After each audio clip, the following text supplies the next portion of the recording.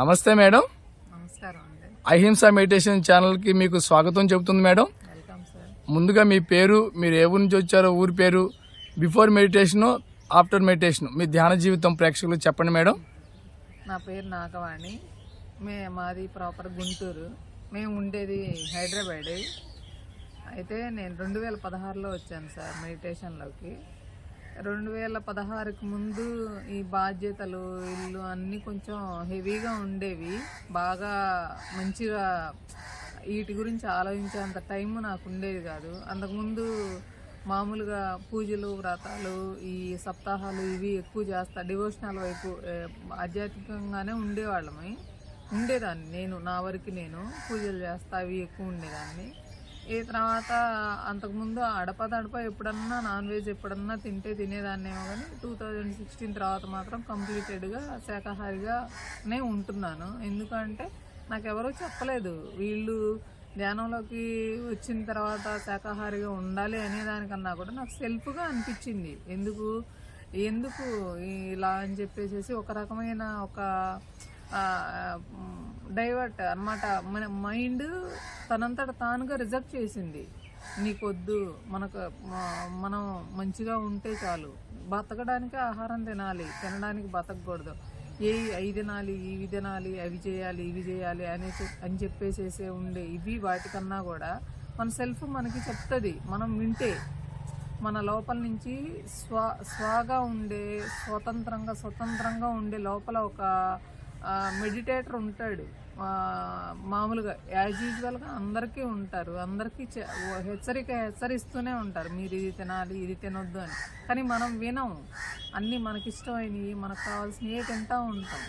అలా నేను ఎంత కంట్రోల్ చేసుకుని నేను మానుకున్నదైతే కాదు, నాకు సెల్ఫ్గా నా అంతటి నేనుగా మానేశాను నాన్ వెజ్. సో మానేసిన తర్వాతనే నాకు చాలా బాగుంది అనిపించింది. అలజడి ఉండదు, సెల్ఫ్ స్థిరంగా ఉంటుంది, మైండ్ చాలా చక్కగా మాట్లాడతాం, నీట్గా ఉంటాం. అది ఏంటంటే మనం తీసుకునే ఆహారంతో కూడా మన నోట్లో నుంచి లోపల నుంచి వచ్చే మాట పవర్ కూడా ఉంటుంది. మనం మాట్లాడే మాట చాలా సున్నితంగా, మంచిగా, స్థిరంగా, చిన్నగా మారుతుంది. అంటే డే 1 ఈరోజు మానేసామనుకోండి, రేపే ఏం మారము, కానీ స్లోగా మాత్రం ఉంటుంది. మనకి రోజులు గడుస్తున్న కొద్దీ మనలో వచ్చే మార్పు కానీ, మనలో మాట్లాడే విధానం కానీ, పక్కన వాళ్ళని ప్రేమగా చూసే విధానం కానీ, అందరూ చెప్తారు మేము ధ్యానం 2 గంటలు చేస్తున్నాం, 3 గంటలు చేస్తున్నాం, చెయ్యాలి. ఇప్పుడు నేను చేస్తాను ధ్యానం, కానీ నాకు సెల్ఫ్ నేను అనిపించినప్పుడు నేను చేస్తాను. సో నాకు ప్రకృతి ఏమిచ్చిద్ది, ఏం మెసేజ్ ఇచ్చిద్దా దాన్ని బట్టి మాత్రమే ఫాలో అవ్వగలను. అంతేగాని అమావాస్యకి ధ్యానం చేస్తాను, పౌర్ణానికి ధ్యానం చేస్తాను, ప్లస్ ఏదన్నా ఉంటే చేస్తాను. కానీ వాంటెడ్గా నాకు అనిపించినప్పుడు నేను చేస్తాను. కంపల్సరీ ఇన్ని గంటలు చేయాలి, ఇన్ని రోజులు చేయాలి, ఇలా చేయాలి అని చెప్పి నేనైతే ఇప్పటివరకు అంత ప్రయారిటీ నాకు రాలేదు. ఎందుకంటే నేను అంత దీర్ఘంగా నేను మెడిటేషన్కి ముందు చాలా అంటే చాలా, ఇప్పటికీ అప్పటికి చాలా తేడా ఉంది. దానికి నేను ఒప్పుకుంటాను. అంటే ఏం తేడా అంటే, కొంచెం నెమ్మదిగా మాట్లాడటం, ఎదుటి వాళ్ళు చెప్పేది వినడం, వాళ్ళకు ప్రేమ పంచటం, మంచిగా ఉండటం, ద్వేషాన్ని వదిలేయడం. సో నాకు నిన్నటి గురించి దిగులు లేకుండా చూసుకుంటా వీలైన వరకు. భవిష్యత్తు గురించి ఆలోచన, రేపు అన్న ఆలోచన చాలా తగ్గిపోయింది. అసలు లేదు. నాకు తెలిసి నాకు ఈరోజు ఎండ్ ఆఫ్ ది లైఫ్ అన్నట్టుగా నేను ఉంటాను. ఈ రోజుతోటే చాలు నాకు, ఇంకా ఈ జీవితం నాకు ఈరోజు ఇచ్చారు అంతే, ధన్యవాదాలు అంతే. రేపటి గురించి నేనైతే ఆలోచించట్లేదు. కానీ గతాన్ని గురించిన ఆలోచనలు అవి నన్ను అప్పుడప్పుడు పొడుస్తూ ఉంటాయి, వస్తూ ఉంటాయి. మీకు రావా? మీరు చెప్తున్నారు, ఇలా చెప్తున్నారు, ధ్యానం నిన్నటి గురించి ఆలోచించకూడదని చెప్తున్నారు, ఎందుకు రావు? నిన్నటి ఆలోచనలు ఈరోజు ఎందుకు రావు అని అడుగుతారు. వస్తాయి అప్పుడప్పుడు, నన్ను కూడా అలా అప్పుడప్పుడు వస్తూ ఉంటాయి. కానీ దాన్ని ఎలా మేనేజ్ చేస్తామంటే, దాని గురించి కొంచెం తక్కువ ఆలోచిస్తాం. ఇప్పుడు మైండ్లోకి ఏదన్నా ఆలోచన వచ్చిందనుకో, దాని గురించి పట్టించుకోలేదు లేదా ఆలోచించలేదు అనుకో, 2-3 నిమిషాలు అలా షేక్ అయినట్టుగా ఉండి తర్వాత తనంతట తాను వెళ్ళిపోతాయి బయటికి.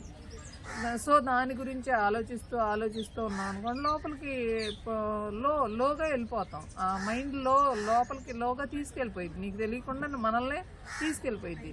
దానికి సపోర్టివ్గా ధ్యానం అనే దాన్ని ఒక చెట్టు కొమ్మని పట్టుకున్నా కూడా ఒక్కోసారి మన మాట వినదు, మన మైండ్ మన మనసు లోగానే ఉంటుంది.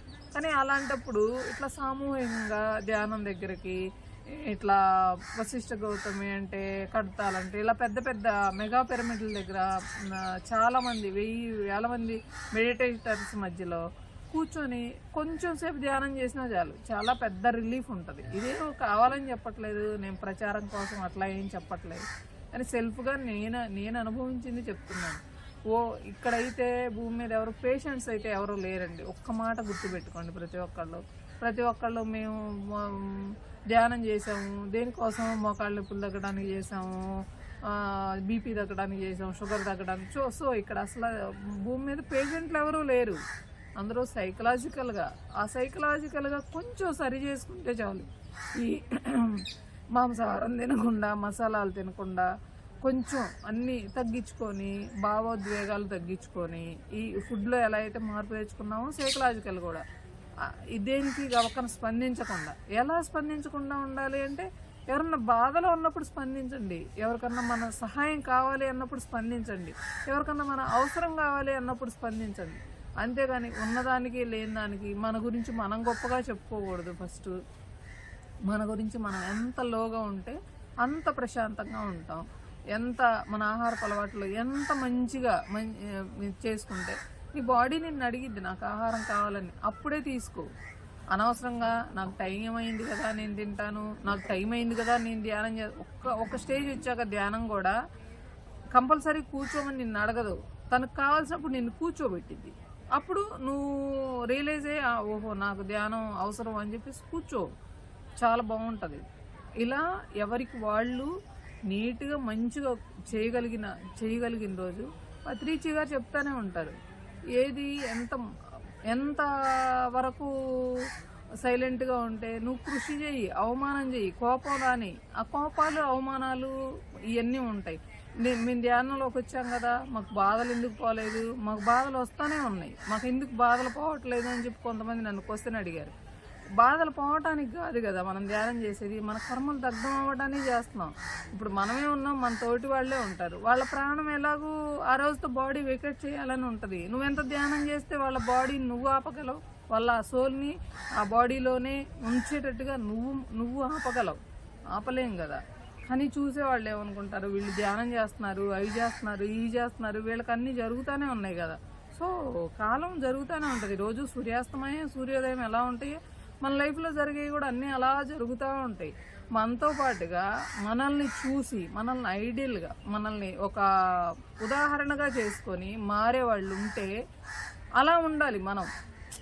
అరే తను ధ్యానంలోకి వెళ్ళిన దగ్గర నుంచి చాలా ప్రశాంతంగా ఉంటున్నారే, చాలా బాగుంటున్నారే, ఎన్ని బాధలు వచ్చినా చాలా ఈజీగా తీసుకుంటున్నారే, ఎన్ని సంతోషాలు వచ్చినా పొంగిపోకుండా చాలా నీట్గా ఉంటున్నారు అని చెప్పి మనల్ని చూసి వాళ్ళలాగా మనం బతకాలి అన్న ఇన్స్పిరేషన్లోకి గనక మనం జనాల మైండ్ గనక మనం ఒక ఉదాహరణగా ఉండగలిగితే చాలా చాలా మంచిగా, నువ్వు నోటితోటి పబ్లిష్ చేసేదానికన్నా కూడా నువ్వు చేతలతోటి, నీ నడవడికతోటి, నీ మాట తీరుతోటి, నీ ప్రేమతోటి చుట్టూ 100 మంది మెడిటేటర్లుగా నువ్వు మారమని చెప్పకుండా మారగలవు.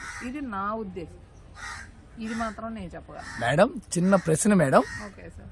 ఈ రోజు వచ్చే అది మోకాళ్ళ నొప్పి అవ్వచ్చు, బీపీ అవ్వచ్చు, క్యాన్సర్ అవ్వచ్చు, ఏ రోగమైనా అవ్వచ్చు, ఈ జన్మ చేసిన పాపము పూర్వజన్మ కృతం పాపం వ్యాధి రూపేనే పీడితే అని భగవద్గీతలో ఉందిగా మేడం. అది అలా గత జన్మది ఈ జన్మది రోగాలు కష్టాలు అది ఏదైనా ఉండండి, ఒంట్లో రోగాలు కానీ ఇంట్లో కష్టాలు కానీ అదని చాలా మంది చెప్తారు. దాని యొక్క మీ సమాధానం ఏంటి మేడం? రాని సార్, ఎన్ని వస్తే అన్ని అంటే ఎవరు ఏది చేస్తే అదేగా అనుభవించాలి. రానియండి, రావాలి కదా. ఇది ఎక్కడ నిలబడి ఎక్కడ నుంచొని మాకేం బాధలు రావద్దు, కష్టాలు రావద్దు అనుకోవద్దు. ఎన్ని రావాలో రానివ్వండి, వస్తాయి. అంటే చేసుకుంటే పాపము, తిన్న ఆహారము, పాపాహారము, అధర్మము అయ్యే కదా వచ్చే రోగాలు మనిషికి వచ్చేది. అవి జ్ఞానంతో దగ్ధం కర్మ అని. అవును. ఇంకా కొత్త కర్మలు చేయకూడదు, పాత కర్మలు పోగొట్టుకోవాలి. పోగొట్టుకోవడం. ఇప్పుడు మనం నేనైతే నేనేం చెప్తున్నాను, ఇప్పుడు పత్రి సార్ లాగా అందరి దగ్గరికి వెళ్ళి ప్రతి ఒక్కళ్ళకి ధ్యానం పంచి, అందరూ చాలా మంది ఉన్నారు పిరమిడ్ మాస్టర్స్, ఎందుకు పంచుతున్నారు? వాళ్ళ కర్మలు దగ్ధం చేసుకోవడానికి పంచుతున్నాం అని అందరూ చెప్తున్నారు, మనం వింటున్నాం. ఇప్పుడు మనం ఎవరికి వాళ్ళు సెల్ఫ్గా చేసుకుంటే కర్మలు దగ్ధం అవుతాయి కదా, మాకు ఎందుకు బాధలు వస్తున్నాయి అని అడుగుతారు. అది ఈ రోజు చేసింది ఈ రోజుకి రాదు కదా. మనం ఏ రోజో మన అకౌంట్లో ఉండి ఉంటుంది, అది ఈ రోజు బయటకు వచ్చింది, అది అనుభవిస్తాం అంతే. అంతకుమించి ధ్యానంలోకి వచ్చాం కదా మాకు బాధలు రావద్దు, ధ్యానంలోకి వచ్చాం కదా మాకు జబ్బులు రావద్దు అని చెప్పి అన్నారు. మీరు సిన్సియర్గా ఇప్పుడు శాకాహారి అంటున్నారు, చాలా సిన్సియర్గా అది వద్దు అని నీ మైండ్ చెప్పినప్పుడు నువ్వు వదిలేయి వాంటెడ్గా. అంతేగాని ఎవరో చెప్పారు, వాళ్ళు చెప్పారు, వీళ్ళు చెప్పారు, పక్కన వాళ్ళు చెప్పారు, ఎదురోళ్ళు చెప్పారు, లేకపోతే ఫలానా ధ్యానం క్లాసుకు పోతే చెప్పారని నువ్వు మానుకోవద్దు. నీకు మానాలి అని సెల్ఫ్గా వచ్చినప్పుడు నువ్వు మానేసేయి. ఇప్పుడు బలవంతంగా మానుకున్నారనుకోండి, మళ్ళీ రేపు ఏదో ఒక రోజు మళ్ళీ అటాచ్ అవ్వచ్చు, అది వచ్చి మీకు. సో ఎవరైనా ఏ ప్రాణినైనా మనం తీసుకోవడం అనేది తప్పు, కానీ అడగొచ్చు, అందరి క్వశ్చన్ లేయచ్చు. సృష్టి ధర్మం కదా, ఒక ప్రాణిని వేటాడి తింటనే కదా, మరి వాటికి కర్మలు ఉండవా, వాటికి పాపాలు పుణ్యాలు ఉండవా, అది మనకే ఉంటాయా, మనం కూడా ఒక టైప్ ఆఫే కదా భూమి మీద అని చెప్పి అడగొచ్చు. కానీ మనిషి మనకు జ్ఞానం ఇచ్చాడు, జ్ఞానానికి సంబంధించిన ఆలోచించగలిగే శక్తిని ఇచ్చాడు, ఏ జీవికి ఇవ్వలేదు. మనకి మంచిగా నీకు మంచిది చెడేది, ఎవరు బాధలో ఉన్నారు, ఎవరు సుఖంగా ఉన్నారు, ఎవరు కష్టంలో ఉన్నారు అని చెప్పి చేయగలిగే అంత శక్తిని మనకి ఇచ్చాడు. ఇచ్చినప్పుడు మనం కష్టంలో ఉన్న వాళ్ళని కొంచెం పట్టుకోండి, నీ అవసరం ఉన్న దగ్గర వెళ్ళి మీరు నిలబడండి, తప్పు లేదు. కానీ వేరే జీవుల్ని హింసించి వాటి ద్వారా మనం ఏదో సంతోషాన్ని పొంది మనం ఏదో మంచిగా ఏదో అమృతాహారం తీసుకున్నట్టుగా అయితే మాత్రం ఫీల్ అవ్వద్దు. ప్లీజ్ దయచేసి ఎవరు జీవహింస చేయకండి. మీరందరూ కూడా మీ మనసులను కూడా జీవంతో మంచిగా జీవంగా బతకండి, జీవించి బతకండి. ఉన్న 4 రోజులు నేను ఒక్కటే మాట, ఈ రోజే ఎండ్ ఆఫ్ ది డే నాది, రేపు నేను లేను అంటే నువ్వు ఎలా బతుకుతావు, అలా బతకండి. సో ఇదొకటే నేను చెప్పాను. మేడం, అమ్మవారి పేట జంతు బలి ఇస్తున్నారు కదా మేడం, అది అనాగరికమా నాగరికత? ఇప్పుడున్న ఇంత టెక్నాలజీ విజ్ఞానం పెరిగిన ఈ రోజుల్లో కూడా చదువుకున్న వాళ్ళు కూడా చేస్తున్నారు. అంటే ఎవరైనా ఒకటే, కానీ ఇంత తెలుసుకుని జ్ఞానం ఉన్న ఈ రోజుల్లో కూడా చేస్తున్నారు. దాని గురించి మీ యొక్క సమాధానం. మీరు ఇందాక అడిగారు చూడండి, ఈ కర్మలు ఫలితాలు పోయిన జన్మలు ఈ జన్మలు ఇవే అనుభవించాలి కదా అని చెప్పేసి వాళ్ళు ఏం చేస్తున్నారో తెలుసా, మేము ఏదైనా ఉన్న పరిహారాలకి వాళ్ళకి వేరే దారి ఏమన్నా కనిపించిందంటే అమ్మవారికి బలిస్తే మనకి శాంతి ఉంటుంది, అమ్మవారిని తృప్తిపరిస్తే మనకు శాంతి ఉంటుంది అని వాళ్ళు భావిస్తున్నారు. మనిషిని బలి ఇవ్వచ్చు కదా సార్, మరి ఎందుకు ఇవ్వట్లేదు? రాజ్యాంగం ఒప్పుకోదు, చట్టాలు ఒప్పుకోవు, మనం ఒప్పుకోము, ఎవరు ముందుకు రారు, అందరం ప్రాణాలమే కదా సార్. జంతువులను ఎందుకు బలి ఇవ్వాలి, మనుషులను బలి ఇవ్వచ్చుగా. మనిషిని బలి ఇవ్వాలి అని మనం అంటే ఎవరికన్నా బలులు జరుగుతాయా?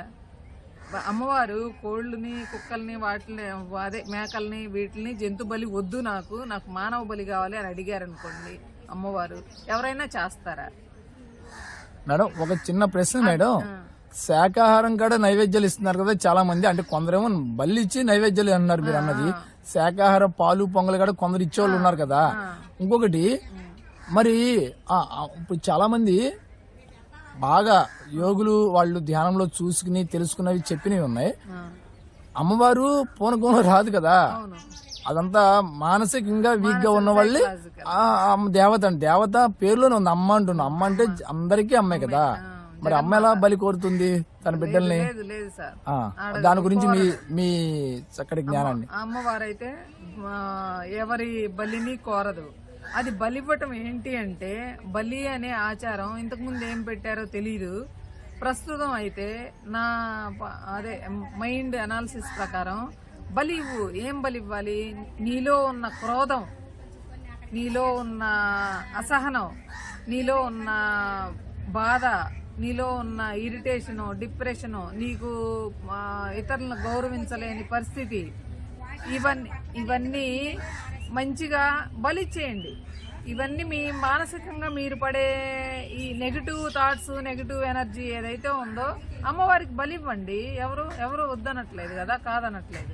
పోయి అమ్మవారి దగ్గర ముందు నిలబడి, ఇదిగో అమ్మ, నేను నీకోసం ఇయంతా నాలో ఉన్న నెగిటివ్ ఎనర్జీ మొత్తం నేను బలిస్తున్నాను. నాలో కోపాలు, అసహనాలు, హర్షడ్వర్గాలు, ఈ కామము, క్రోధము, మానసిక రుగ్మతలు, డిప్రెషన్, ఇవంతా బలివ్వండి. వెళ్ళి పొంగల్ నైవేద్యం పెట్టరండి.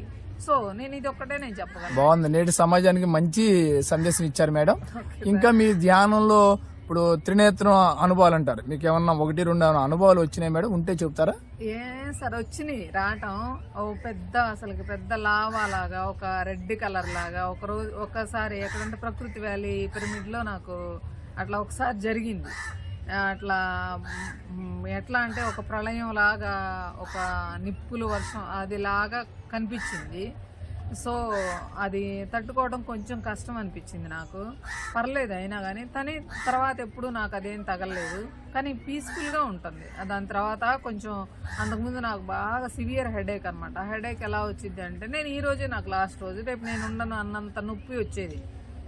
ఇప్పుడు ప్రసవ వేదన ఏదైతే అనుభవిస్తామో ఆ నొప్పుల కన్నా కూడా ఇంకా నొప్పి ఎక్కువ వచ్చింది నాకు, తలనొప్పి. అది జరిగిన తర్వాత ఏదన్నా కానీ కొంచెం పూర్తిగా నాకైతే పోయిందని చెప్పట్లేదు, కొంచెం తగ్గుతూ వచ్చింది, కొంచెం పర్లేదు. కొంచెం ఇంకేదన్నా ఉన్నా కానీ, కర్మలు ఉన్నా కానీ మనకు సెల్ఫ్గానే మనం డిఫైన్ చేసుకోవాలని చెప్పేసి నేను ప్రతి ఒక్కళ్ళకి చెప్తున్నాను. ఇప్పుడు అందరూ అవేర్నెస్గానే ఉంటున్నారు సార్. కాకపోతే ఏంటంటే ఆ మెసేజ్ వాళ్ళకి లోపలికి మైండ్లోకి వెళ్ళాలి. ఏంటి, మనం ఆ జంతువుల్ని బలివ్వకూడదు, అమ్మవారి దగ్గరికి వెళ్ళి మనం ఇలా మనవన్నీ మనం సమర్పించేసి మనం పొంగల్ నైవేద్యం పెట్టి వద్దాము అని చెప్పేసేసి ఆ లోపల నుంచి రావాలి సార్. ప్రతి ఒక్కళ్ళకి ఆ చైతన్యం రావాలి. మనం చెప్తే ఎంతమందికి చెప్తాం సార్?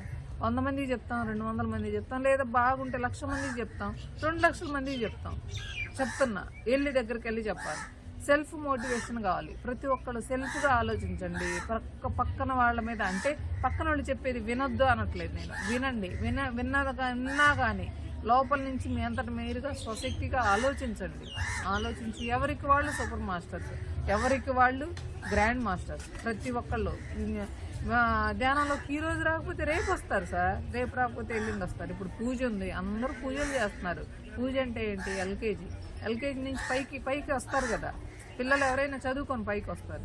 తర్వాత భగవద్గీత పారాయణం, అలా పారాయణం చేస్తారు. అది అయిపోయాక శ్లోకాలు, అమ్మవారి లలిత సహస్రనామ స్తోత్రాలు, విష్ణు సహస్రనామాలు చేస్తారు. అవి అయిపోయిన తర్వాత పైకి వచ్చిన తర్వాత హరే రామ హరే కృష్ణ సప్తాహాలు, భజన చేస్తారు. అది అయిపోయిన తర్వాత హోమాలు, యజ్ఞాలు అవి చేస్తారు. అది అయిపోయిన తర్వాత మహాభారతం, రామాయణం గాథలు వినడం అది చేస్తారు. అది అయిపోయిన తర్వాత స్టెప్పులుగా సార్ ఇది కూడా. అంటే పూజ చేసేవాళ్ళు కూడా ప్రతి ఒక్కళ్ళు అనుకోవాలి, నేను ఈ పూజ చేస్తున్నాను, నెక్స్ట్ ఏంటి? అది అయిపోయింది, నెక్స్ట్ ఏంటి? అది అయిపోయింది, నెక్స్ట్ ఏంటి? హోమం చేస్తున్నాం, నెక్స్ట్ ఏంటి? తర్వాత ధ్యానం తర్వాత కూడా ఉంది సార్, నెక్స్ట్ ఏంటి? ధ్యానం కూడా ఎండ్ ఆఫ్ ది కాదు. ధ్యానం తర్వాత నెక్స్ట్ ఏంటి? సమాధి స్థితి ఉంటుంది. ఆ సమాధి స్థితి వరకు